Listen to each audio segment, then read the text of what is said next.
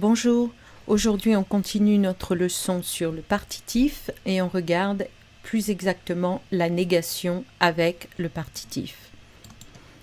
Alors, rappel, le partitif, elle mange de la soupe. Ça, c'est un article partitif, c'est-à-dire on indique une certaine quantité, mais on ne sait pas quelle quantité. C'est une quantité imprécise. On prend des légumes. Combien ? On ne sait pas. Hein. Donc on va l'utiliser pour des choses qu'on ne peut pas exactement compter ou quand on ne sait pas. Vous prenez du riz, voilà encore un exemple d'article partitif.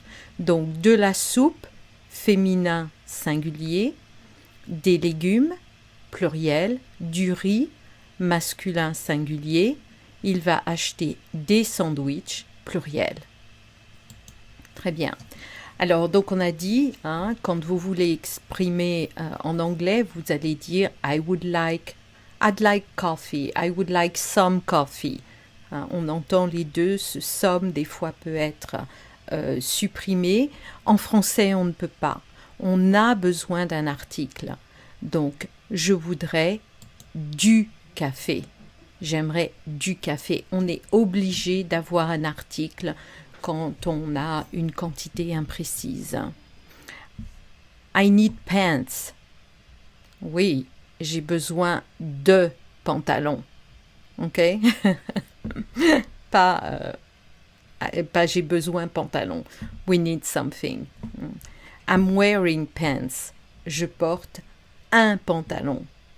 Voilà encore un article. On veut toujours quelque chose qui détermine une quantité, même si elle est imprécise ou si on ne peut pas compter. Alors, quand on aura la négation, si on utilise le verbe être, pas de changement, ce n'est pas du jambon, ce ne sont pas des sandwichs, de la soupe, de l'eau. On a bien notre article partitif logique. Mais si on utilise un autre verbe, n'importe quel autre verbe que être, notre du, de, la, des va être transformé en de ou des apostrophes si on a un son voyelle. On ne veut pas de jambon, je ne vois pas de sandwich, il n'avait pas de soupe, elle n'a plus d'eau, puisque là on a un son voyelle.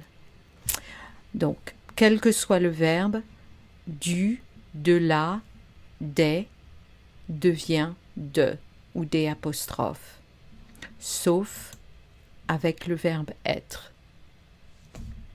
Voilà, c'est tout. Bonne journée, bonne continuation. Au revoir.